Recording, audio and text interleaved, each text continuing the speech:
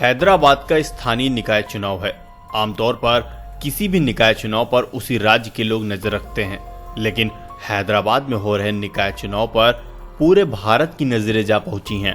चुनाव दिलचस्प होता जा रहा है और इसकी वजह है केंद्र की सत्ता पर विराजमान भारतीय जनता पार्टी। भारतीय जनता पार्टी के सभी बड़े नेता अपने उम्मीदवारों के प्रचार के लिए चुनावी मैदान में कूद पड़े हैं। प्रधानमंत्री नरेंद्र मोदी को छोड़ दिया जाए तो पार्टी के शीर्ष के नेता अमित शाह, जेपी नड्डा, स्मृति ईरानी, योगी आदित्यनाथ, देवेंद्र फडणवीस समेत सभी दिग्गज लोग हैदराबाद तक पहुंच चुके हैं। आमतौर पर कम ही देखा जाता है कि निकाय चुनाव में शीर्ष स्तर के नेता रैली करने पहुंचे हों। निकाय चुनाव में तो प्रदेश का अध्यक्ष ही रैली करने पहुंच जाए तो बड़ी बात होती है, लेकिन भाजपा ने निकाय चुनाव में अपने राष्ट्रीय अध्यक्ष तक को उतार दिया है। ऐसे में सवाल तो उठेगा ही कि आखिर भाजपा की दिलचस्पी निकाय चुनावों में क्यों है। सबसे पहले उस निगम की बात कर लेते हैं जहां चुनाव है। ग्रेटर हैदराबाद का नगर निगम चुनाव है। कुल 150 पार्षद चुने जाने हैं। जैसे उत्तर प्रदेश को केंद्र में सरकार की कुंजी कहा जाता है, वैसे ही हैदराबाद के नगर निगम को तेलंगाना राज्य की कुंजी कहा जा सकता है।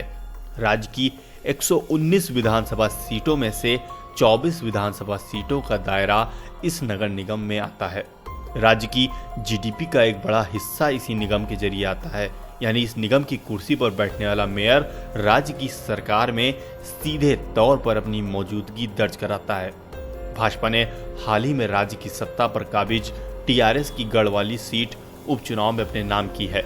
इसी से भाजपा के हौसले बुलंद हैं और वह तेलंगाना में अपनी जमीन तैयार करना चाहती है। तेलंगाना में विधानसभा चुनाव वर्ष 2018 के आखिर में हुआ था, जिसमें राज्य की 119 सीटों में से 88 सीटें टीआरएस के पास, 19 सीट कांग्रेस के पास, 7 सीटें एआईएमआईएम के पास और महज 1 सीट भाजपा के खाते में आई थी। हाल ही में उपचुनाव की 1 सीट और भाजपा ने टीआरएस को हराकर छीन ली है। मौजूदा वक्त में भाजपा के पास महज 2 विधायक हैं। ये तो हुए विधानसभा के आंकड़े। अब एक नजर इसी निकाय चुनाव पर भी डालते हैं। इस नगर निगम में आखिरी निकाय चुनाव वर्ष 2016 में हुआ था, जिसमें निगम की 150 सीट में से 99 टीआरएस, एआईएमएम 44, भाजपा 4 और कांग्रेस 2 सीटों पर सिमटी।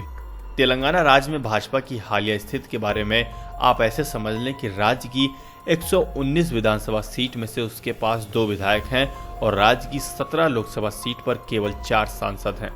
इन आंकड़ों को समझा जा सकता है कि तेलंगाना में भाजपा की स्थिति ना के बराबर है। अब बात करते हैं भाजपा के इस निकाय चुनाव में अपनी पूरी ताकत क्यों झोंक रखी है।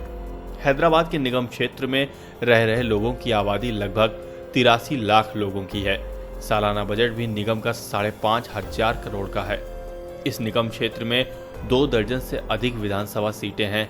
भाजपा इस चुनाव के बहाने राज्य में अपना जाल बिछाना चाह रही है, जो उसे 2023 के विधानसभा चुनाव से पहले तक मजबूती के साथ पूरे तेलंगाना में फैलाना है। तेलंगाना की लोकल पार्टी टीआरएस और एआईएम भाजपा के आने से चिंतित हैं, तो कांग्रेस फीकी सी नजर आ रही है। निगम का चुनाव सीधे टीआरएस और भाजपा के बीच तीखे बोल के साथ हो रहा है।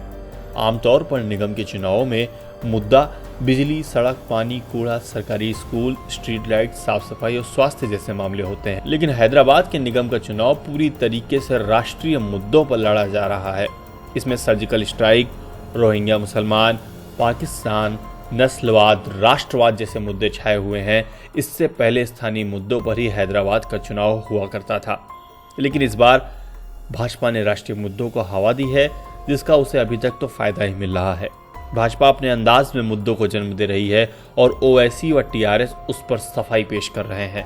यानी भाजपा जिन मुद्दों पर चुनाव चाहती है, ठीक वैसा ही होता नजर आ रहा है। यह भाजपा की पहली जीत है। भाजपा की दूसरी जीत कांग्रेस है। जिस कांग्रेस पार्टी का वहां मजबूत संगठन हो, उस कांग्रेस की इस पूरे चुनाव में चर्चा तक नहीं हो रही है। कांग्रेस पार्टी स्थानीय समस्याओं को उछालना चाह रही है, जिसमें वो खुद ही जान नहीं फूंक पा रही है।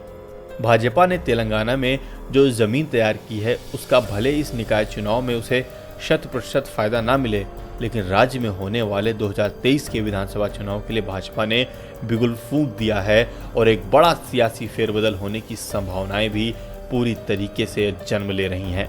Report video desk, newstrek.com।